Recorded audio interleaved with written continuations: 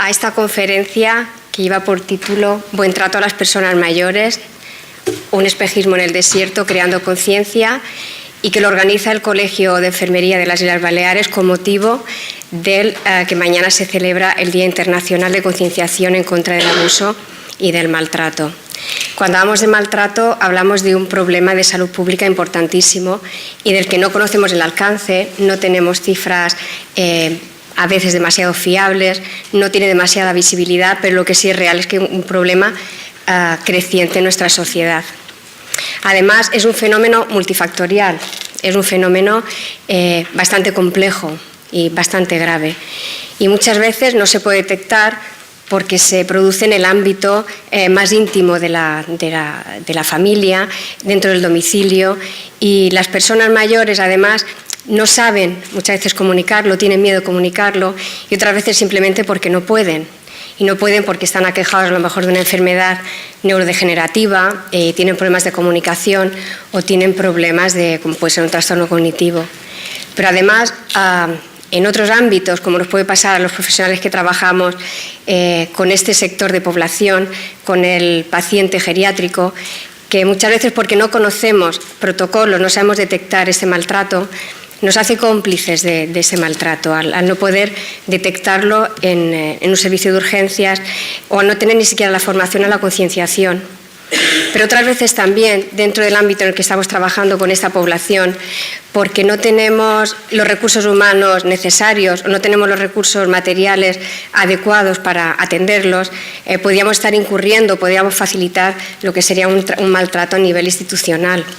Sí, pues yo creo que para tener un envejecimiento saludable deberíamos garantizar algunos principios éticos básicos en toda la sociedad, pero sobre todo en las personas mayores, que son las más vulnerables, como es el principio de autonomía, como es el principio de dignidad, como es el principio de seguridad. Porque cuando preguntamos a una persona mayor qué es lo que más le afecta, aún sin ser consciente si es un maltrato, siempre dice que no se tengan en consideración, que no se les pregunte a ellos directamente sobre decisiones que les afectan a su situación de salud o a su situación de enfermedad o a sus propios intereses. Y precisamente por esto, y porque mañana se celebra el Día Internacional de Concienciación, como he dicho hace un momento, queremos dar desde el Colegio de Enfermería, desde la Asociación Balear también de Enfermería Geriátrica Gerontológica, visibilidad a este problema importantísimo, y queremos crear conciencia, y para ello esta tarde contamos con una persona experta en el tema, una gran comunicadora, una apasionada de lo que es el envejecimiento, que es la doctora Carmen Sarabia. La doctora Sarabia es enfermera, también es doctora en psicología, aparte de muchísimas cosas más. Ella sí que es una apasionada del envejecimiento, es profesora también, que no lo he dicho cuando le estaba presentando en el inicio. Ella es profesora de la Escuela de Enfermería de la Universidad de Cantabria y además lleva a cabo una labor docente investigadora del envejecimiento y de las personas mayores, de las demencias, y una labor también de divulgación científica del mismo tema. Y ella sí que está tan sensibilizada con el tema que ni siquiera habla de maltrato, ella habla siempre de buen trato, lo habla en positivo. Y esta tarde pues, nos va a hablar de lo que es el buen trato, cuál debería ser el buen trato de las personas mayores, y además nos va a dar cifras y nos va a decir cuál es el perfil del maltratador, cuál es el perfil de la víctima y también cómo poder detectar o poder identificar o poder comunicar este maltrato en la sociedad. Nosotros pretendemos, a través de este acto, crear esta concienciación a nivel de las familias, a nivel de los profesionales, a nivel de la sociedad, a nivel de los políticos, para paliar o frenar lo que es esta lacra social. Bienvenida, doctora Sarabia.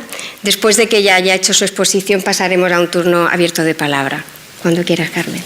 Bueno, pues muy buenas tardes. Me van a permitir que me ponga de pie, porque como profesora que soy, sentarme ahí, pues mire, me deja muy lejos de ustedes y yo prefiero verles. En primer lugar, decirles que vengo de Cantabria, de Santander, del norte. Vaya calor tienen en Mallorca.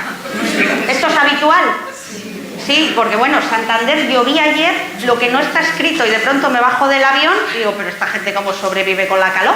¿Cómo hacen ustedes los mayores para sobrevivir con la calor? ¿Cómo pueden? Porque en Cantabria, bueno, horroroso este calor, pero bueno, Sol, bienvenido. Nada, darle las gracias sobre todo al Colegio de Enfermería de Baleares, a Sama, a la presidenta que anda por ahí, a mi colega Julia Gallo, profesora también de la Escuela de Enfermería, las enfermeras. Hombre, un alumno mío de Santander, don Álvaro, ¿hace cuánto ya que acabaste la carrera? Y trabajando en Mallorca, pues te está también, ¿no? A irte de Santander aquí, fíjate qué ilusión, que le di clase, Dios mío, ya, ¿cuántos años ya? Me hago mayor, Álvaro, ya nos hacemos mayores. Nos hacemos mayores. Bien, pues darle las gracias al Colegio de Enfermería, a Sama, a Julia. Yo creo que darle visibilidad al tema que vengo a tratar hoy es un tema difícil. Es un tema difícil y es un tema incómodo, es un tema desagradable, porque hablar de maltrato no es un tema agradable. Pero la realidad es que existe. Y esconderlo debajo de la alfombra y no verlo no va a hacer que desaparezca. Lo que tengo por delante es aproximadamente 40 minutos, probablemente me enrolle más, con lo cual le pido a un alma caritativa que me corte a los 50 minutos, porque yo cuando hablo mucho y un tema me gusta, pues me explayo bastante. Este es el índice que voy a seguir. Les voy a hablar un poco de cómo estamos en la realidad de los mayores de España y de Europa y del mundo. Les voy a hablar de qué es maltrato y de qué es buen trato, que no es lo mismo. Y no son las dos caras de una moneda distinta, son cosas diferentes. ¿Por qué hablamos ahora de buen trato y antes se habla de maltrato cuando hay que hablar de las dos cosas? Les voy a dar cifras del maltrato. Probablemente las cifras son muy escondidas, la realidad es mucho mayor, porque hablar de maltrato y de conductas difíciles siempre se miente o se oculta información.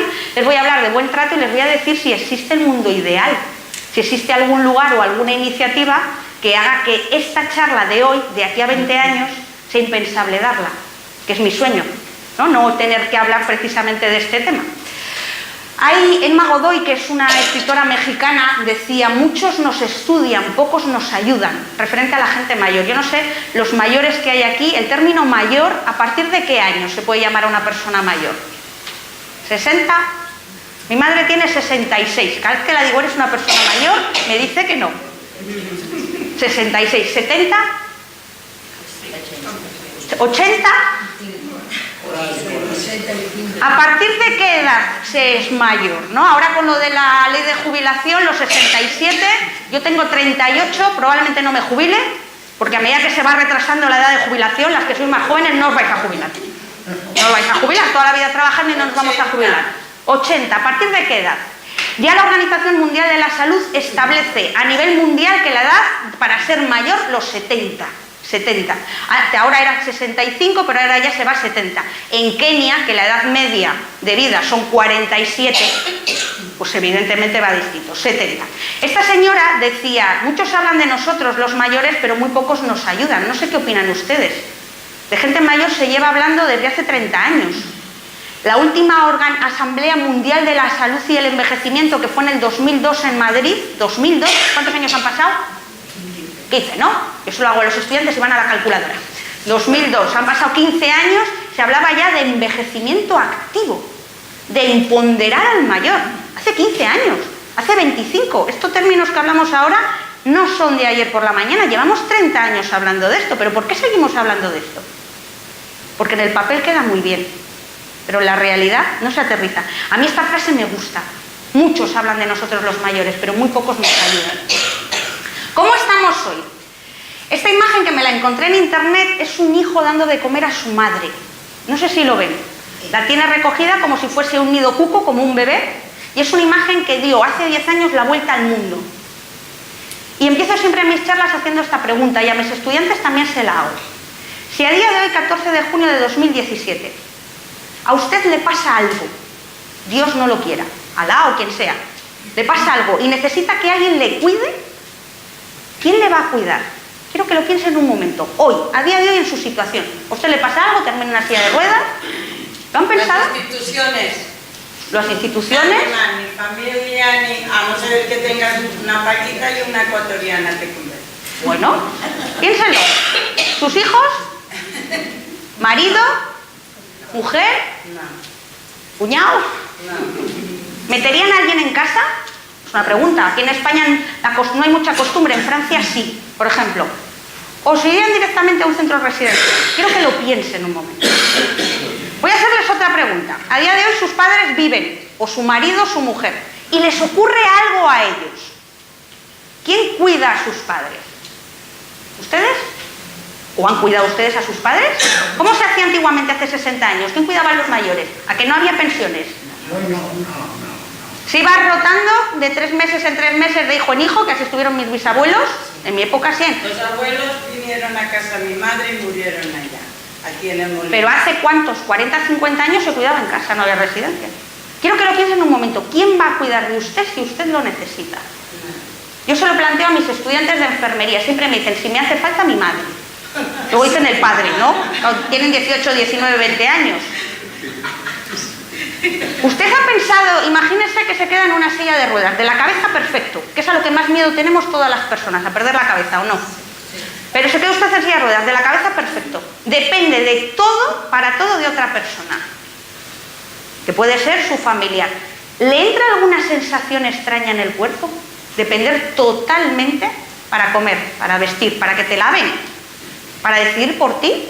¿Se fiaría usted de esa persona que le va a cuidar? Espero que me digan que sí, si es un familiar. Si es una persona extraña, tenemos dudas, pero si es alguien cercano, es un planteamiento. Con lo cual, el primer principio para hablar de buen trato y maltrato a los demás es pensar en uno mismo. La realidad es que ya sabemos que los mayores cada vez suman más en número, pero es que además estos mayores cada vez suman más en años. ¿Cuál es el país más envejecido del mundo ahora mismo? ¿Lo saben? El que tiene mayor número de personas mayores.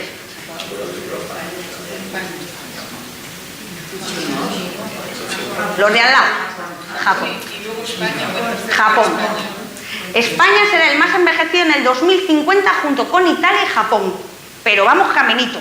Los más envejecidos, Japón. Tienen un problema muy importante. Porque sus hijos no les cuidan. Japón, cultura de la familia. Cada vez tenemos más personas mayores, pero es que además no solo tenemos más mayores, sino que encima tienen más años.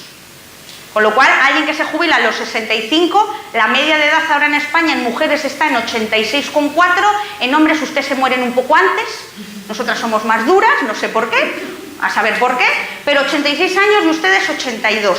Edad media. Depende de la zona, la más envejecida de España, Galicia, seguida de Castilla y Cantabria. En el norte vivimos más, no sé si era que hay menos calor. ¿No? En el sur, en las zonas del sur se vive menos, de media. También dicen que si la dieta, etcétera, etcétera. Estas son las 6 palabras que acompañan a la gente mayor desde hace 10 años y son las palabras que les van a acompañar en el futuro.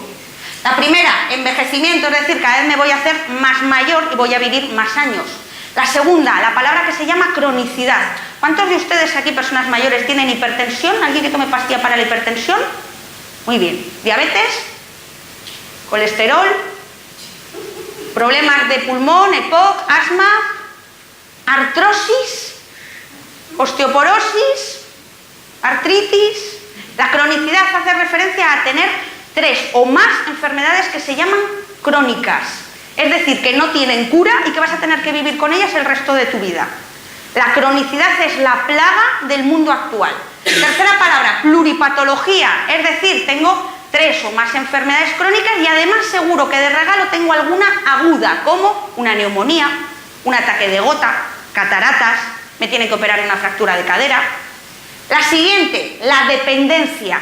Dependencia es un término que hace referencia a que necesitas la ayuda de otra persona para hacer algo en tu día a día. Dependencia física, para vestirte, para asearte, para ir al baño, que es distinto a persona que tiene una discapacidad. Y este término es importante entenderlo. Una persona con discapacidad no necesariamente tiene que ser dependiente. Y me explico. Discapacidad es que presentas alguna alteración física o psíquica que te impide desenvolverte con normalidad, pero puede ser independiente. Imagínense una persona en silla de ruedas, pero que vive sola porque tiene adaptado el piso totalmente. Es una persona con una discapacidad física, pero es independiente. ¿Cuál es el término que hace referencia a una persona que, pudiendo estar bien físicamente, tiene problemas cognitivos, como una demencia? No se le llama dependiente, se le llama heterónomo.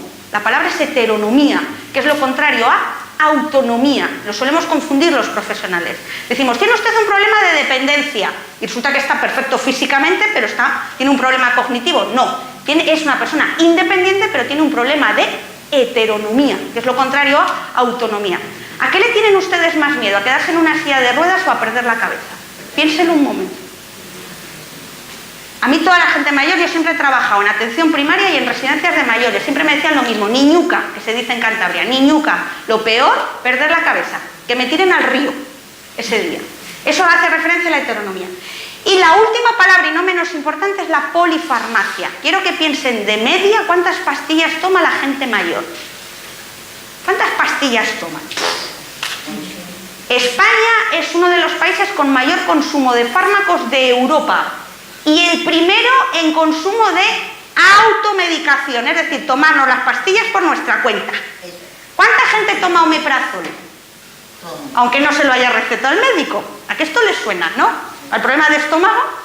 En España nos automedicamos mucho y tomar mucha medicación es bueno para la salud porque te resuelve problemas, pero tiene muchos problemas secundarios. Pues estas son las palabras que acompañan a los mayores de hoy en España y en Europa. Tenemos personas mayores con problemas de cronicidad que empiezan a tener problemas de dependencia y que cada vez tienen más años. ¿Cuántos hijos había en las familias de antes? Habló hace 50. Mi abuela, una de mis abuelas, tuvo 13, la otra tuvo 6, pero la media era 5, 7, 8, 9. Hoy cuando ves a una chica con 3 hijos ya la miras raro. ¿3 hijos? ¿Dónde vas? ¿Cómo los vas a criar? ¿Quién cuida hoy a la gente mayor que va envejeciendo y no tiene hijos o no tiene cuñados? Lo que decía la señora, hay que contratar. Este es un estudio muy bueno que hizo la revista The Economist, es una de las revistas más importantes de economía del mundo, y fue un estudio muy interesante que hicieron en el 2012 donde preguntaron a 2.500 médicos, solo preguntaron a médicos, respecto a qué trato se le daba a la gente mayor en el sistema sanitario. Lo preguntaron en toda Europa, incluida España. Y los médicos dijeron, el 49%, casi la mitad de ellos, decía que la longevidad de las personas podía ser una amenaza para los sistemas de salud. Eso que hablan tanto los políticos de tener gente mayor y tener que pagarle a usted la pensión 40 años, igual es mejor quitárselo. Dicen, no, es lo que dicen los políticos, que puede ser una amenaza. El 80% de los médicos estaban preocupados por cómo serán cuidados en la vejez. El 80% decían que no saben cómo se les va a cuidar, ellos que trabajan en el sistema sanitario. 46% indicó que es necesario fomentar una mayor integración entre la atención sanitaria y la sociedad. 20% de los encuestados considera que hay muy poquita formación relacionada con la gente mayor. ¿Saben ustedes cuál es la primera especialidad que piden los médicos cuando hacen el EIR? ¿Creen ustedes que es geriatría? Anestesia, cirugía, cardíaca y neuro. La última es geriatría y la anteúltima es atención primaria. A los médicos no les interesa. Cuando les pregunto a los estudiantes de enfermería, ¿qué especialidad quieres hacer cuando acabes la carrera? Yo soy profesora de envejecimiento. Todas me dicen, matrona, pediatría, urgencias. Esto te pasa también a ti, Julia. Y yo les digo, ¿y la gente mayor? Es que la gente mayor, mejor un niño. Esto no solo pasa en Cantabria, pasa en el mundo. La gente mayor no le interesa a los profesionales. Y curiosamente yo les hago la siguiente reflexión. ¿Saben cuál es la edad media del 70% de los usuarios del Sistema Nacional de Salud? La edad media del 70% de los que consumen recursos sanitarios. 70. Todo lo que van a ver hoy y de aquí a 20 años son personas mayores. Eso es lo que hay en los hospitales. Pero no les interesan hasta que me conocen a mí. Entonces ya cambian su perspectiva y todas quieren hacer vejez porque es la etapa de la vida más bonita y en la que se pueden hacer más cosas. Curiosamente. Los mayores de hoy no tienen nada que ver con los de hace 50 años. Les presento a la izquierda una pasiega de toda la vida. Esa fotografía es de mi bisabuela, Vega de Paz, cuébano a la espalda. Esa foto tiene unos 130 años, fue ama de cría para la nobleza madrileña. No sé si han oído hablar de amas de cría que iban a dar de mamar y las buscaban en Vega de Paz. Debe ser que las de mi familia tenemos buena leche. Y esa señora trabajó lo indecible a mano para sacar adelante 7 hijos. Y allí, aquí no sé si hay vacas, allí en el norte es todo ganado y a la huerta. La señora de al lado es mi abuela, mi hermana y yo en una boda, mi abuela, la de los 13 hijos. Vega de Paz, esta Soba, otro valle muy bonito de Cantabria, no sabe leer ni escribir. Toda la vida criar a sus 13 hijos y a la vaca y al ganado. Pero no tiene nada que ver con la de al lado. Mi abuela se va a los viajes del inserso con 80 años. Con 83 se echó novio. ¿Saben quién se llevó las manos a la cabeza? sus hijas. Pero mamá, dijo, pues es un amigo, con 83 años nos vamos a bailar, toma 17 medicamentos, operada 4 veces de cadera, de la rodilla, está hecha, pero la señora tira para adelante. ¿Tienen algo que ver las personas mayores de hace 100 años con las personas de hoy? No, afortunadamente no. Aunque no tengan estudios, y han vivido lo que han vivido ustedes, una posguerra, que ojo, una crisis y la crisis de ahora. ¿Cuáles son las bases del buen trato y del maltrato? Pues hay dos realidades. El término maltrato y buen trato es un término ético-legal, viene de la legalidad, ético-legal. Es decir, está tipificado en el Código Civil y en el Código Penal, no es un término sanitario, no es un término social. El término maltrato viene relacionado con lo punible, es decir, aquel acto que puede ser castigado porque tiene consecuencias negativas para la persona que sufre el maltrato. El buen trato es algo diferente. El buen trato se relaciona con la lucha contra los estereotipos que hay en una sociedad. Ese es el buen trato. Que yo no llegue a la planta de medicina interna y le diga, bueno, y usted se me quede, usted es muy simpático, pero igual alguien más serio me dice, no soy su abuelo, ¿no? Y tiene toda la razón. Tiene toda la razón. Y yo encima se lo digo con todo el cariño, pero le estoy tratando mal. Es decir, no estoy llevando a cabo un buen trato. ¿De dónde viene entonces el término maltrato y buen trato? Desde el punto de vista de la bioética. La bioética es la ética aplicada al sistema de salud. Es decir, el código ético por el que nos regimos los profesionales de la salud que les cuidamos. El código que ustedes me tienen que exigir como enfermera colegiada. Hay una cosa que se llama código deontológico, que tienen los médicos, las enfermeras, los psicólogos, que ustedes como ciudadanía me tienen que exigir. El código bioético se basa en 4 principios, que además son punibles por ley. La no maleficencia es el más importante. Como su propio nombre indica, no maleficencia significa no hacer daño. Lo primero que usted me tiene que exigir es no hacerle daño. Es verdad que cuando le voy a sacar sangre y a la primera no acierto porque tienen ustedes las venas complicadas, que es así, y hombre, le tengo que volver a pinchar una segunda, pues igual una tercera mejor que no le pinche porque ya le hago daño, y eso que ustedes tienen paciencia. Pero no maleficencia es no hacer daño. Segundo principio que tengo que cumplir, principio de justicia. El principio de justicia es que yo le trate a usted con justicia, o lo que es lo mismo, que no le discrimine por su edad. Les voy a poner un ejemplo que van a entender perfectamente. ¿Conocen a alguien que se haya operado de una cadera? ¿Alguien que le haya tenido que poner una prótesis de cadera? Hace 20 años, cuando yo acabé la carrera de enfermería, mi primer lugar de trabajo fue traumatología y ortopedia. Hace 20 años a una persona mayor de 80 años que rompía la cadera, no se le operaba. No se le operaba. Porque total, como tenía 80 años y esta era la lectura, se iba a morir, ¿para qué me voy a gastar 600 euros que cuesta una prótesis barata? La del rey Juan Carlos cuesta 7.500, Tantalio. ¿Se acuerdan aquella que se infectó y dio tantos problemas? Tantalio, la más cara que hay en el mercado, 7.500. Pero hace 20 años una persona mayor, por tener los años que tenía, dejaba de ponerle determinados tratamientos. Hoy se opera todo, todas las caderas se operan, todas. Pues el principio de justicia habla que yo tengo que tratarle a usted con igualdad. Da igual los años que usted tenga, el sexo, la religión o que tenga el pelo verde. Tengo que tratar a todas las personas por igual. El siguiente principio es el de autonomía. El de autonomía significa que tengo que respetar su decisión. Yo llego y le digo a usted, tiene usted un cáncer de mama. Mire usted, el cáncer es terminal, lo único que podemos hacer es ponerle un tratamiento de quimio a ver si hay suerte. Y usted me dice, he escuchado la información, no me quiero poner la quimio. Yo como sanitaria no puedo obligar a que usted se ponga un tratamiento que usted no quiere. Tengo que respetar su decisión. Eso es principio de autonomía. Esto es lo que no respetan los hijos cuando van con su padre o su madre mayor al médico y le dicen, a mi padre no se lo cuente, cuéntemelo a mí. Y tú, que eres el padre al lado, le dices, niña, que puedo hablar. ¿Les suena esto? Lo hacemos los hijos sin darnos cuenta. Principio de autonomía. Y el último principio, pero no menos importante, es el de beneficencia, que significa que si en mi mano está hacerle a usted un bien, lo tengo que hacer. Es decir, si yo para ponerle a usted en la mejor situación de salud posible tengo que ponerle el mejor tratamiento que hay en el mercado, tengo que luchar por poder ponerle ese tratamiento. Ahora bien, no siempre puedo aplicar los 4 principios. Por eso Hay una ética de mínimos y una de máximos. La de mínimos es la que tengo que cumplir siempre sí o sí. No maleficencia, es decir, no hacerle a usted daño con mi tratamiento médico, y el principio de justicia. En eso precisamente se basa el maltrato. El maltrato precisamente está encaminado a evitar a usted hacerle un daño, que es lo que hace el maltrato, y en el principio de justicia, tratarle a usted mal porque no aplico ese principio.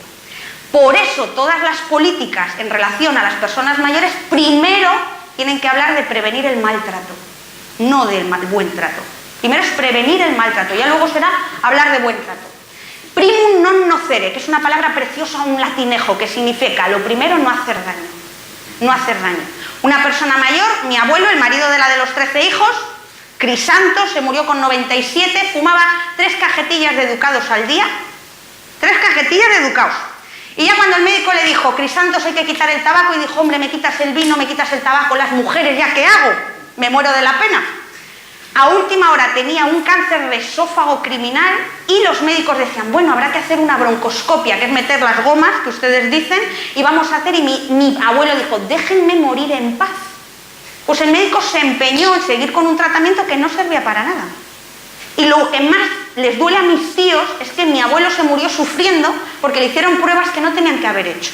Eso es primum non nocere, lo primero no hacer daño. No hay que tratar de salvar vidas porque sí, primum non nocere, no hacer daño. Y lo segundo, el principio de justicia. Y luego, cuando ya me he asegurado de que el sistema no trata mal a nadie, entonces ya podré intentar aplicar el buen trato, que se basa en el principio de beneficencia y en el de autonomía. Por eso todas las políticas a nivel mundial, donde ponen dinero primero, es en prevenir el maltrato. Y ya luego hablan del buen trato. Y ahora les explicaré cómo lo aplican. Y esta persona se pregunta, vale, ¿y los políticos qué hacen para tratarme bien? Bueno, los políticos hacen poco en este país, en algunos hacen más cosas, ¿no? Pero bueno, en general son los políticos los que marcan la vida diaria y la legislación. Si invertimos en favorecer un buen trato, es decir, políticas para que la gente trate bien a la gente mayor, estaré previniendo el maltrato. Parece lógico, ¿no? La verdad es que sí, pero primero tenemos que atender a principios de prevenir el maltrato. ¿Por qué? Porque el maltrato tiene consecuencias mucho más inmediatas.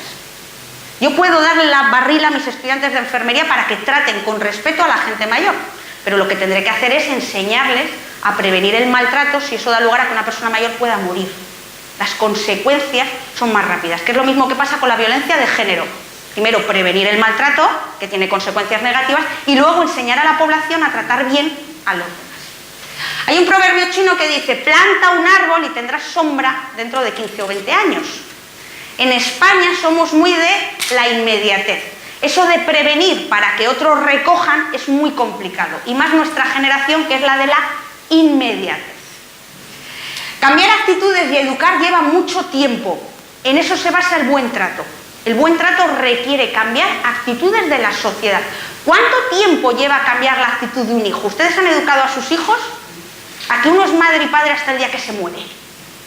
Y todavía estás intentando instruir en valores. ¿Cuánto cuesta educar a una persona? Mucho tiempo. Y sin embargo, intentar prevenir el maltrato es mucho más inmediato. Vamos a hablar primero del maltrato. Les voy a poner un vídeo, que igual se acuerdan de él, hace 3 años, en Estados Unidos, un jugador muy famoso de béisbol, muy famoso, le pegó una paliza a su novia en el ascensor y la dejó inconsciente de un puñetazo. Es el vídeo que vamos a ver. Para que luego reflexionan y les cuento qué hizo la sociedad americana con el jugador de rugby. Vamos a ver si lo podemos ver.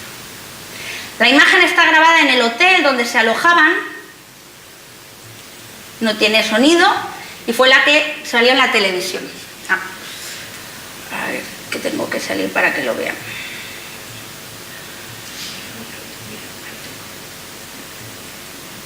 Aquí, aplicar presentación. Ahora.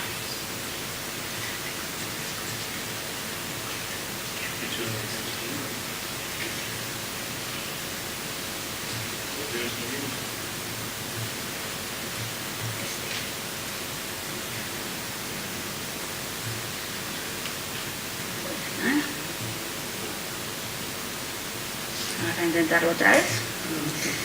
A ver ahora. Eso es un problema de técnico. Es que el vídeo es digno de ver. Es porque quiero que entiendan lo que les voy a explicar después.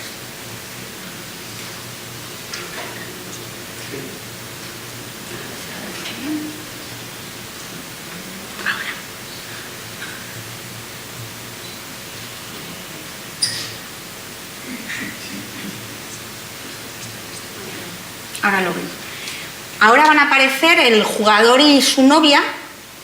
Es ella, están como discutiendo, ella va descalza, han tenido una discusión. Entran en el ascensor, él espera que no haya nadie. Y ahora se va a ver la cámara que está dentro del ascensor. Ahí está ella, está él, ella le empuja, y ahora es cuando él la pega un puñetazo, golpea la cabeza y la deja inconsciente. Ahora lo ven más despacio, la pega un puñetazo derecho y la deja inconsciente. Esto salió en las noticias americanas y toda la sociedad americana y el mundo se escandalizó. Oye, qué vergüenza que un hombre maltrate a una mujer, bla, bla, bla, bla, bla, bla, bla, bla, bla. Por favor, échenle a la calle. Imagínense, es como si lo hiciese Messi o Ronaldo, es ese tipo de jugador, o sea, un jugador muy importante de béisbol. Pues la mitad de la sociedad americana dijo, no, hombre, no, que es un gran jugador de béisbol, porque haya pegado a la novia, ella lo habrá provocado o ella se lo habrá buscado. El problema fue cuando vino la segunda parte del vídeo que salió al mes siguiente. Vale, de momento vale, la deja inconsciente, pero aquí es cuando la arrastra, la recoge, se cierra el ascensor y esta segunda parte salió después, la recoge, la arrastra, la deja ahí tirada hasta ver si vuelve en sí. Aparece el guardaespaldas de él como si fuese un trapo. Y esto ya hizo que la sociedad americana se pusiese en pie de guerra, porque claro, si tolerábamos esto ante el mundo y nadie decía nada, ¿qué iba a pasar? Y entonces fue tal la presión que Obama intervino, porque su mujer, Michelle Obama, dijo, esto no se puede permitir. Y entonces fue cuando le echaron a la calle de su equipo, no le metieron a la cárcel, estuvo un año haciendo servicios a la comunidad, me parece que era pintar paredes, y le volvieron a readmitir en otro equipo importante. Lo mejor de todo es que ella se casó con él. Dicen que, claro, la puso un anillo de brillantes en el dedo. No sé si me entienden, ¿no? La hipocresía de la sociedad, como ella se lo había buscado. Entonces, si ante esto, o una paliza que ha habido hace poco de un chico pegando a su novia aquí en España, y aquí nadie ha dicho ni piano, no sé si me están entendiendo. ¡Qué vergüenza! ¡Qué hijo de no sé qué! ¿Cómo la ha pegado? No nos importa. Con lo cual, eso que es muy grave, cuando pasa esto con la gente mayor, noticias como mueren 4 ancianas, esto es todo España, inundación de una residencia de Agramunt. ¿Se acuerdan de una residencia en Agramunt? Las ancianas estaban atadas en el sótano, entró el agua y se ahogaron. Un juez abre diligencias tras la muerte de 3 ancianos en un incendio en una residencia de Valencia, detenido tras olvidar a 2 ancianos en una furgoneta, causándoles la muerte. El juez investiga una residencia por la muerte de un anciano. Un cuidador de un geriátrico de Arenis golpea a 9 ancianas y viola a 4 de ellas. De esto siempre hay alguna noticia. Cuando le preguntan a la sociedad, y esto lo hacen los sociólogos, ¿cuál cree usted que es el mayor maltrato que hay en la sociedad española? ¿El maltrato a las mujeres, el maltrato a la infancia o el maltrato a los mayores? Casi toda la sociedad española responde el maltrato a las mujeres, cuando el mayor maltrato que existe es a la gente mayor. Con diferencia. Ahora bien, se muere un niño en una guardería y ahí sí se toman medidas. Porque es un niño. Se muere una persona mayor en una residencia, si se tenía que morir, como ya el viejo. Estas dos noticias, estas fotos son reales, esto es cantado, de donde yo vengo. Esta es una noticia que publicó la revista de Medicina Legal, es la revista más importante que publican los forenses. Muertes provocadas del 2012, muertes provocadas por cinturones de contención, gente mayor atada a las camas, en ancianos encamados. No sé si están viendo la imagen, son imágenes reales.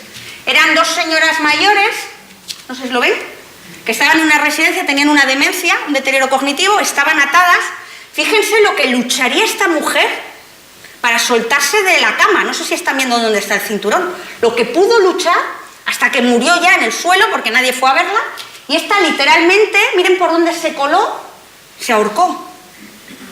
A raíz de esto es cuando el fiscal en el Servicio Cántabro de Salud, 2012, estamos en el 17, decide poner en marcha un protocolo que obliga a todos los profesionales sanitarios a que para poner una contención física, atar a alguien, necesito la autorización de la familia. Antes no se pedía. Y además de pedir la autorización a la familia, tengo que revisar esa contención cada 12 horas. España es uno de los países con mayor número de contenciones en hospitales y en residencias, pero sobre todo en las casas. Es donde más se ata. ¿Saben ustedes que si tienen que ir a comprar un cinturón de estos de atar a una persona mayor, a una residencia, a una tienda de mayores en España, les piden a ustedes receta? Puede ir cualquiera y decir, quiero un cinturón o unas manoplas para atar a mi madre. Ah, perfecto, son 50 euros. Nadie lo controla. Se venden en España, con lo cual, ¿quién regula esto? Esto es maltrato, es de lo que estamos hablando. Según la Organización Mundial de la Salud, 5% de los mayores sufre algún tipo de maltrato en el mundo, aunque probablemente la cifra sea el triple. Es el colectivo que más maltrato sufre, los mayores, porque son un colectivo muy amplio en número. Y de ahí surge hace unos 20 años el Día de Mañana. Ya saben que últimamente está muy de moda lo del Día Internacional de la Pobreza, el Día Internacional de la Legumbre, el Día Internacional, que como digo yo es un día y el resto del año ¿qué? No sé si me entienden. El color es el morado, el lila, que es el color de la vejez, que es un color que también se utiliza para la violencia de género, pero realmente viene de la vejez. Y es el morado surge inicialmente por el Día Internacional del Alzheimer, que es el 21 de septiembre. Y luego ya lo aplican aquí, al Día Internacional para la concienciación contra el maltrato. ¿Saben quién lo promovió, el Día Internacional de la lucha contra el maltrato? ¿Europa o Latinoamérica? O América. Japón no fue. Latinoamérica. En Latinoamérica, porque tienen un índice de maltrato al mayor brutal. Y fíjense que es una cultura de mucho respeto al mayor.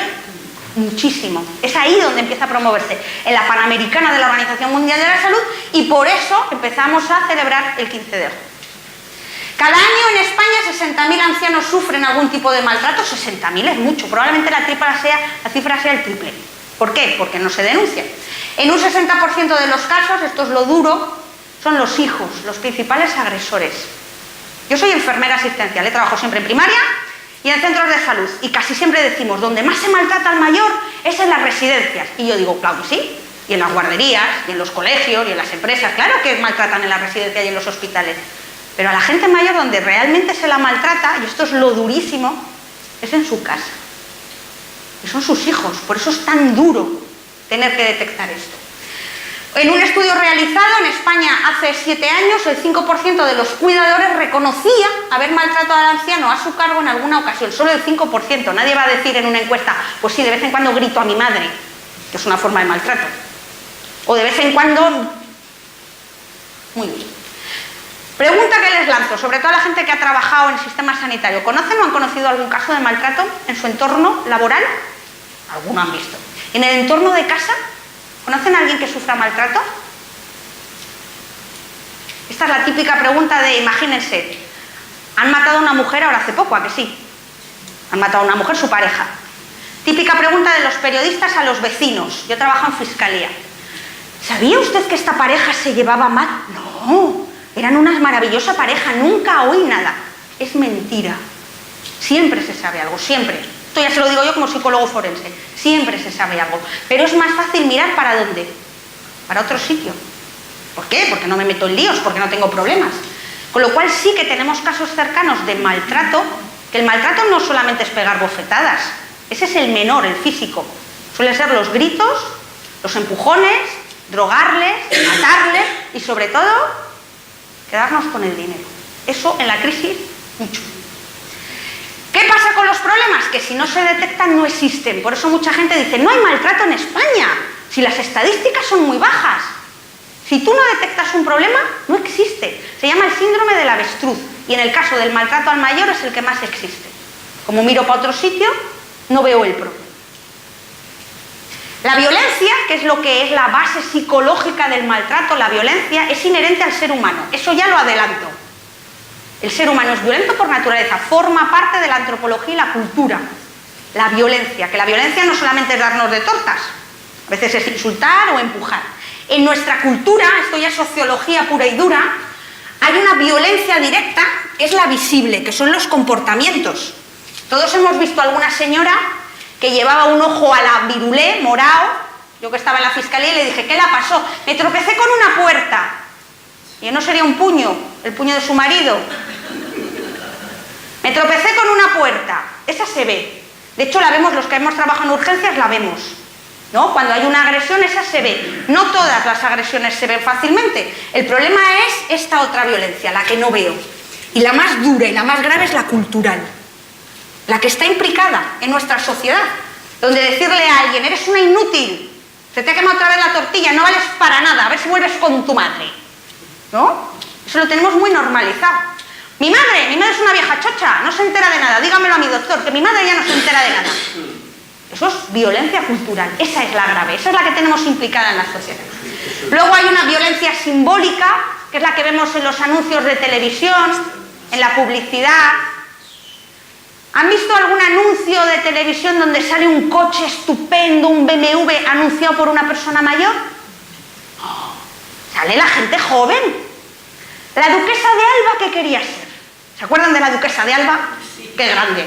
Quería ser joven. Una de las famosas que más se operó de este país, porque decía que la arruga no era bella. La cultura en la que vivimos, ¿qué idolatra? La juventud y la inmortalidad. ¿Quién no quiere vivir para siempre y estar bien, no?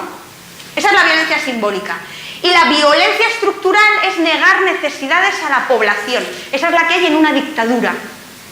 Esa es en la que hay en donde yo te niego el acceso al sistema sanitario, donde yo te niego el acceso a la educación. A la gente mayor se le niegan muchos derechos en este país. Eso sí, para pedir el voto, ¿a quién se le va primero a pedir? A la gente mayor. ¿Quién ha votado mayoritariamente el Brexit en Inglaterra para salir? No ha sido la gente joven, a la gente mayor. Pero luego los pobres, cuando van a reivindicar un mejor sistema de pensiones, no sé.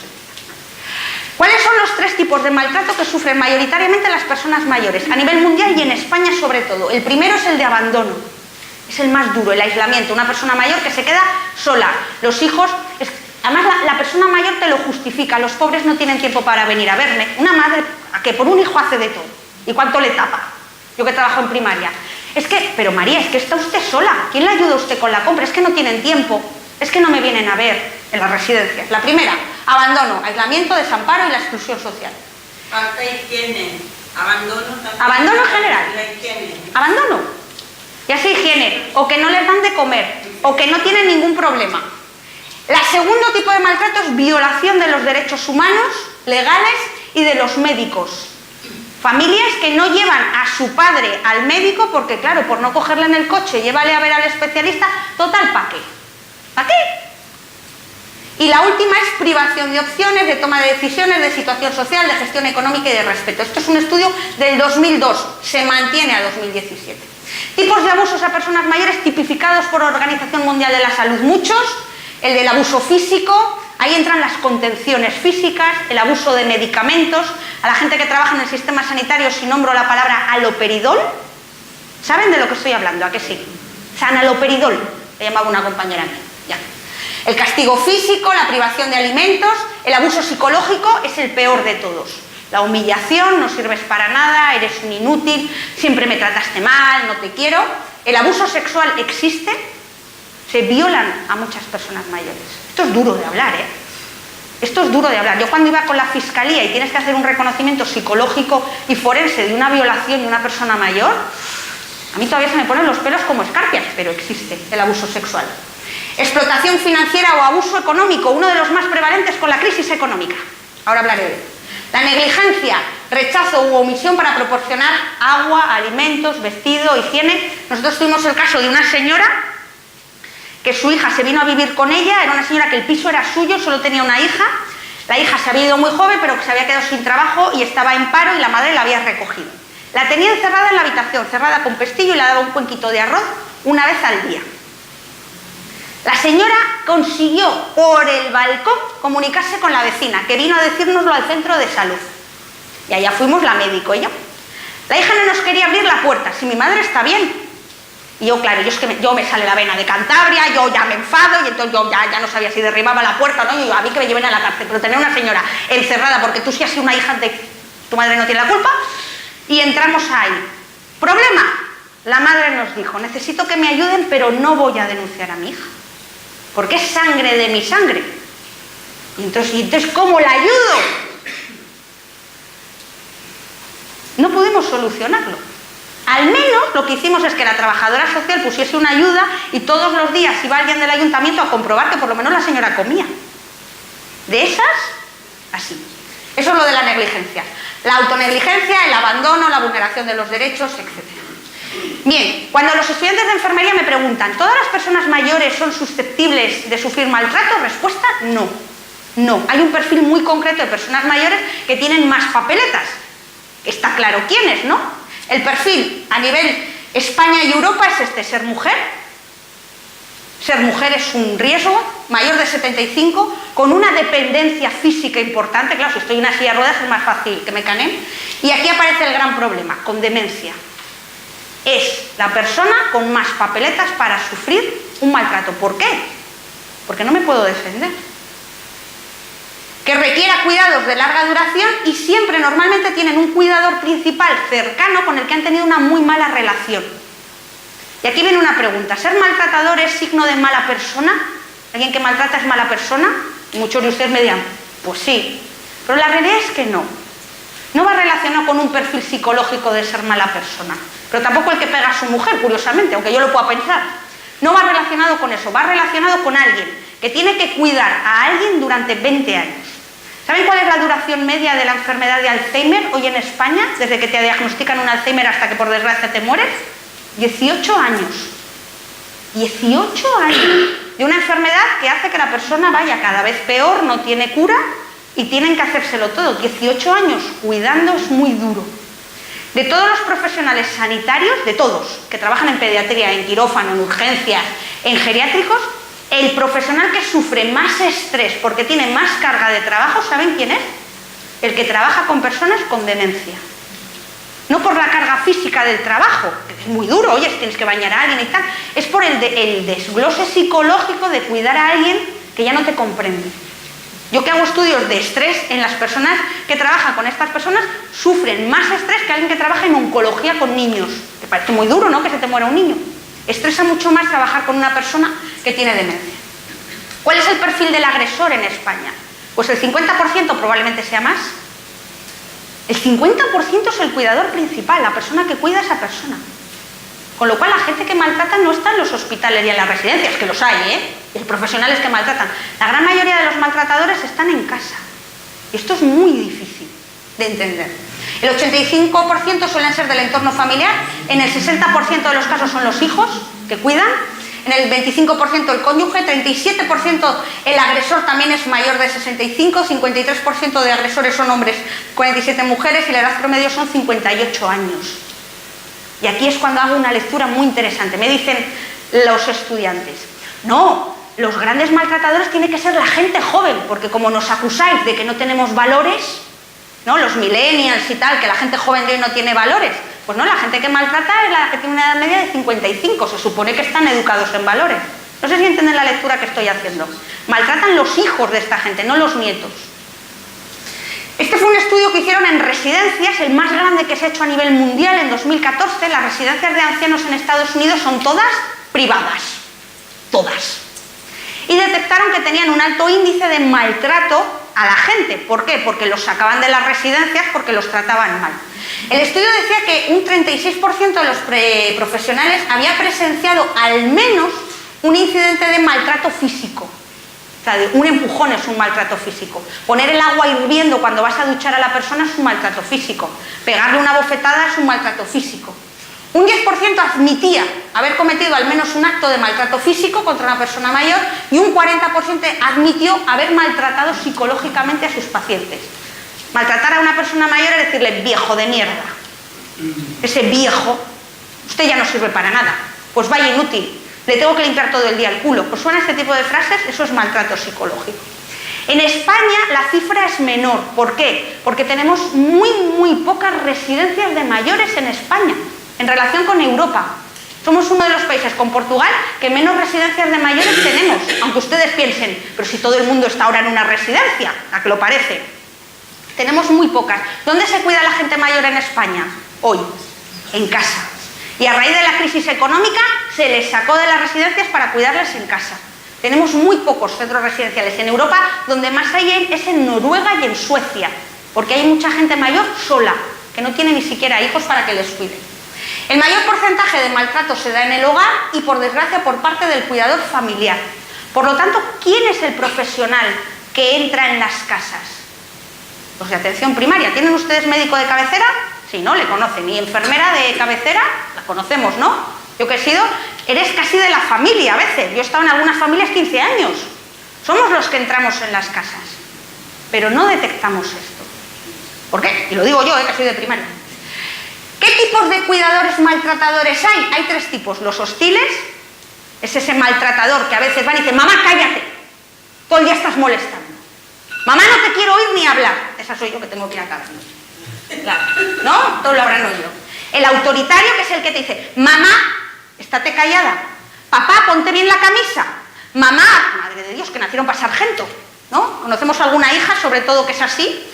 Y después están los dependientes, que son para mí los más peligrosos, los económicos. Me he quedado en el paro, tú tienes pensión, te voy a cuidar, mamá. ¿Y qué hago? ¿Quién se queda con la pensión? Aquí no sé cómo andan en el sur de pensiones. En Cantabria las pensiones, las no contributivas, andan por 300 y pico. Las pensiones en Cantabria no están mal porque la ganadería dejaba bastante pensión. Aquí en el sur, ¿cuál es la pensión no contributiva? La más baja.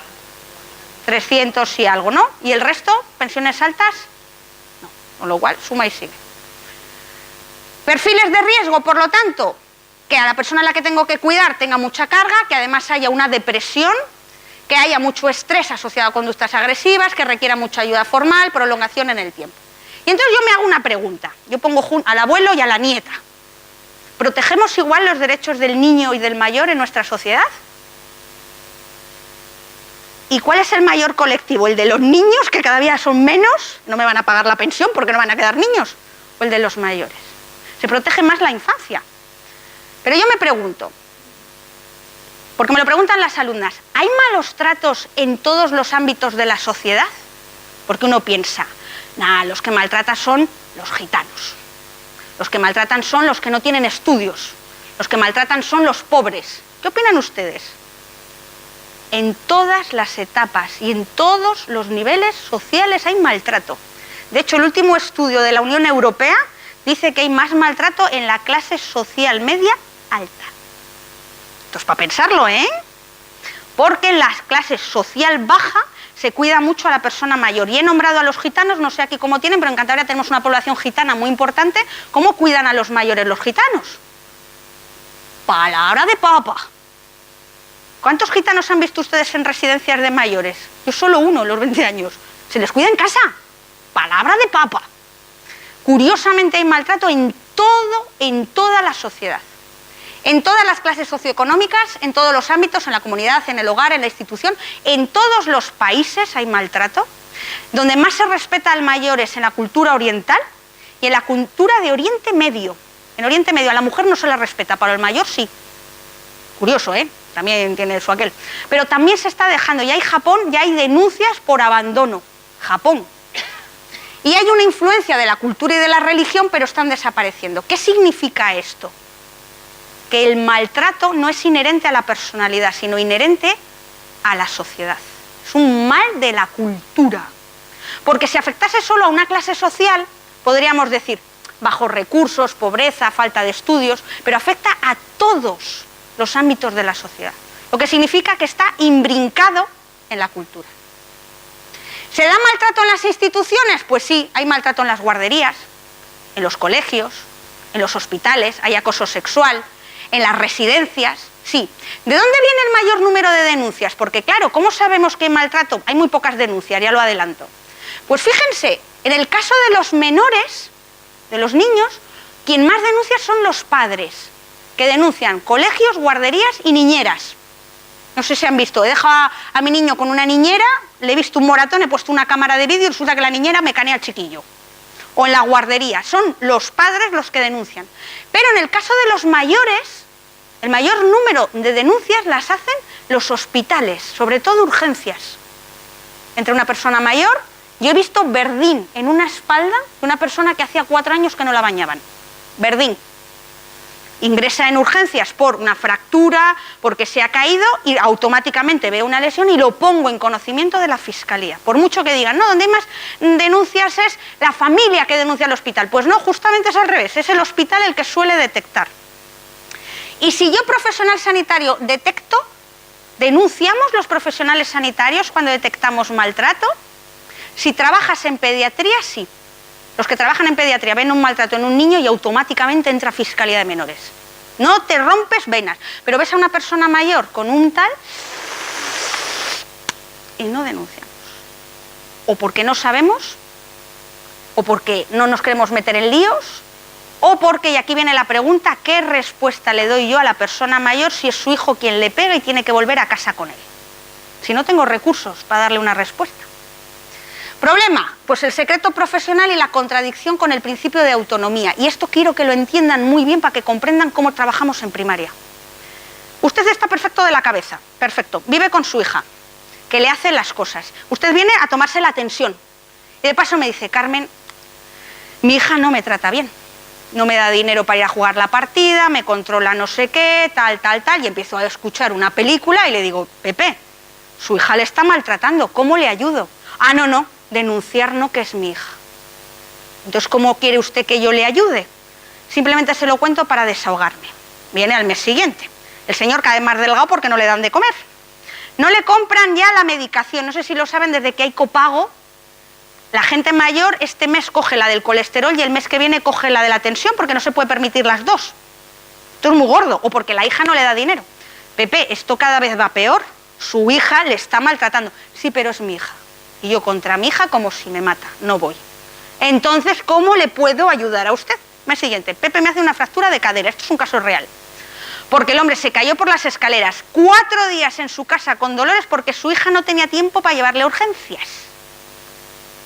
Claro, yo a esa señora la cojo y la mato, pero es su hija. Señor, con una fractura que ya cuando lo vemos solamente había que poner un clavo. Ya eran tales los gritos, el hombre ya no pudo más, que una vecina denuncia, va al 061, nos le llevan a urgencia, me llama una compañera, oye, tengo un paciente tuyo, se ha roto la cadera. Y yo, hombre, Pepe, pues yo me voy a urgencias, porque yo soy de esas enfermeras que como el hospital está cerca del centro de salud, Pepe, ¿qué ha pasado? 4 días, es que mi hija, Pepe, esto así no puede ser. Y me dice Pepe, ¿y qué respuesta me da? ¿Me voy a una residencia? Salgo de mi casa, que no tengo un duro. Que una residencia en Cantabria, la más barata, son 1.500 euros. Leches, 1.500, aunque me ayude el gobierno. Ya, pues mire, le voy gestionando la plaza. Ya, pero es inmediato. No, igual se tiene que ir a casa. ¿A casa vuelvo con mi hija? Que le he dicho que la voy a denunciar. No sé si me siguen. En casa, detectar el maltrato es muy difícil. Por lo que no se trata peor al mayor por ser solo mayor, se le trata mal por ser vulnerable, con un vínculo emocional con la víctima y además no va a denunciar nunca. ¿Cómo tratamos los profesionales a la persona mayor? Pues tenemos un problemilla los profesionales y es que en general somos muy simpáticos, sobre todo enfermería. El sector enfermeril, los médicos, bueno, menos, son más bordes, ¿no? Pero nosotras auxiliares, cuando yo hablo de enfermeras, hablo de auxiliares en el mismo tándem, para mí somos un equipo. Abuelo, ¿qué tal lo lleva? Nada, tontería. Si es que es como un niño pequeño, una pelusilla. Claro, y el niño pequeño me mira y tiene 83 años, ha pasado la guerra civil y ha trabajado más que tú en todo lo que te queda de vida. Y le estás tratando mal solo por ser cariñoso. Muchas veces confundimos ser amable, cercano, educado y afectuoso con faltar el respeto a la persona. Y de esto no somos conscientes. No sacrifiques el buen trato por el creer ser más cercano, que es lo que yo le digo a los estudiantes. Uno puede ser cariñoso con Pepe y tratarle de usted y ser educado. ¿A que sí? ¿A que uno puede ser simpático, pero tratándole a usted de usted? Como tiene que ser. Porque es muy curioso, porque si al niño pequeño no le damos un trato cronológico superior a su edad, es decir, yo a un niño de 6 años no le trato como si tuviese 20, porque te llaman pirao, pero si tiene 6. Entonces, ¿por qué al de 80 años le trato como si tuviese 7? A eso se le llama el principio de la resta. A medida que cumples años, te restamos. Usted es una niña, pues ojalá, dice mi abuela, ojalá fuese una niña, pero no me trates como tal. ¿Existen escalas de medidas para detectar el maltrato? Y esto va para los profesionales, existen, pero vamos con mucho retraso. Cuando empezó el tema de la violencia de género, es decir, cuando empezaron a matar a tantas mujeres, el gobierno se puso las pilas y empezó a aplicar en todas las historias clínicas de primaria y de los hospitales en toda España un protocolo para detectar violencia de género, que consistía en preguntar a todas las mujeres, solo a las mujeres, los hombres también sufren maltrato, pero bueno, más las mujeres, si había sufrido maltrato, etcétera, y cada 2 años. Para las personas mayores no existe nada de esto. No existe un protocolo para que yo le pregunte a usted cómo le tratan en su casa, porque en muchas ocasiones la gente mayor no detecta que le están tratando mal. ¿Por qué? Porque es normal o normalizan que su hija le pegue gritos. Sí existen detección de maltrato, las escalas que existen en España validadas, desarrolladas por enfermeras geriátricas. En Andalucía las tienen mucho maltrato al mayor, y ya las tienen para identificar en primaria al menos situaciones de riesgo. No, que no las tienes, yo siempre les digo a los estudiantes, vale, soy enfermero de primaria, soy enfermero de hospital, Carmen, ¿a qué tengo que prestar atención para saber que hay un maltrato? Estoy concienciado. Pues lo primero, a la persona mayor dependiente. Cuando tengas a una persona dependiente que dependa de otro para que le hagan las cosas, abre un ojo grande. Y si encima tiene demencia, ponte un letrero así. Riesgo de maltrato. Segundo, que la persona lleve muchos años siendo cuidada por su familiar, porque cuantos más años, más riesgo de maltrato. Y nunca te fíes de que la hija tenga buena pinta. No porque vayas pensando que todo el mundo es malo, ¿vale? Igual yo tengo allá el defecto de fiscalía, pero no des nunca nada por sentado, porque las apariencias engañan. Que hay una dependencia económica del cuidador. Nos da mucha vergüenza preguntarlo, pero a veces hay que preguntarlo. ¿Usted qué pensión tiene? ¿Cómo se pagan los medicamentos? ¿A usted le llega para final de mes? Porque yo, enfermera, no puedo hacer nada, pero sí le puedo derivar al trabajador social. Porque usted igual ni siquiera sabe que hay un trabajador social, pero yo, enfermera, sí lo sé y tengo la obligación de derivarlo. Y siempre que haya algún signo sospechoso. Si tú ves a una persona sucia, una persona que ya no se puede cortar las uñas, que está desnutrido y te baja de peso, hombre, que tenemos estudios universitarios que solo detectamos. Aquí es donde hay que estar a pendientes. ¿Cómo tengo que actuar? Pues miren, por ley tengo la obligación civil de denunciar, por ley. Pero es que además el Código Penal me obliga a testificar si hay que ir a juicio. Otra cosa es que la legislación, ya saben por dónde anda. Tenemos responsabilidad penal y hay 2 vías para denunciar. 2. Una, directamente una denuncia en comisaría o en la fiscalía, existen fiscalías, o en el juzgado de guardia. Imagínense que no quieren que la denuncia quede constancia en Guardia Civil y Policía, porque no quiero que quede constancia, puedes ir directamente al juzgado de guardia. Y queda, no como denuncia, pero sí para abrir expediente. ¿Cuál es la otra vía que solemos utilizar todas las personas cuando detectamos algo raro para que no quede la denuncia? Asuntos sociales, al trabajador social, o del centro de salud o del ayuntamiento. Porque cuando tú vas y le dices al trabajador social, creo que ese señor está sufriendo un maltrato por parte de su hijo, él abre un expediente para empezar la investigación. Y esto es importante porque hay muchos profesionales que no lo saben. Dices, no quiero denunciar porque el PP se va a meter en un lío, pero igual sí lo puedo poner en conocimiento de asuntos sociales. Y esto es algo que para mí es importante, para reflexionar. Tolerancia cero al maltrato, esto lo tenemos todos claro, ¿no? Tolerancia cero, pero ¿le puedo dar respuesta a la situación de Pepe? No siempre. ¿Saben por qué? Porque tenemos muy pocos recursos sociales en España para ayudar a esta gente. En muchos casos no tengo una respuesta. ¿Qué hago? ¿Me quedo con mi hija que me zurra? No hay plazas en las residencias para llevarle. No tengo una medida legislativa para sacar a su hija de casa. No tengo recursos económicos para que usted pueda vivir solo. España no tiene recursos sociales para dar respuesta. Con lo cual, si Pepe me dice, venga, Carmen, voy a denunciar, ¿qué recursos y respuestas me das? Y yo le miro y le digo, pues Pepe, no tengo nada. Porque no hay dinero en mi comunidad autónoma para ayudarte, más que darle una palmadita en la espalda. No sé si me entienden. Entonces es muy difícil generar una expectativa si no puedo dar respuesta.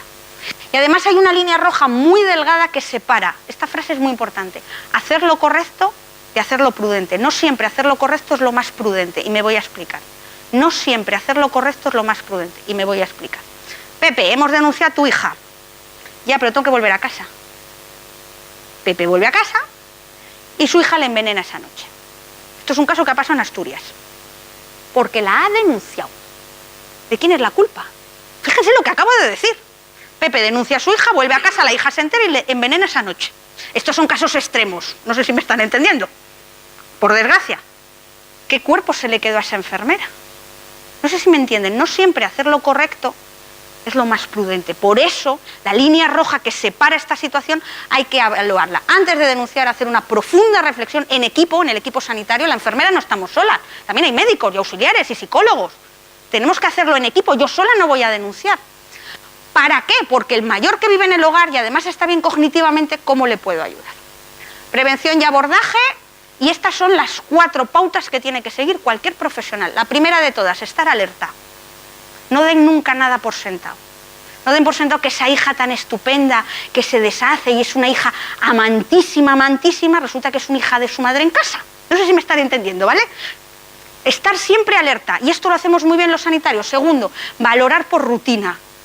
Yo tengo personas mayores en mi cupo que tienen una dependencia física y tienen una demencia, valoro cada 3 meses, si hay riesgo. Valorar, no valoramos. Cuando aparezca, valorar por rutina. Implicar a la familia, porque si la familia es quien machaca, muchas veces tenemos que trabajar con la familia. Yo a los alumnos les digo, cuando trabajes con la persona mayor, no trabajas con la persona mayor, trabajas con el binomio persona mayor familiar, porque la familia es quien le va a cuidar. Implica a la familia y actúa, no te quedes así mirando para otro lado, que es lo que solemos hacer a veces. No dar nunca nada por sentado, valorar, valorar y valorar.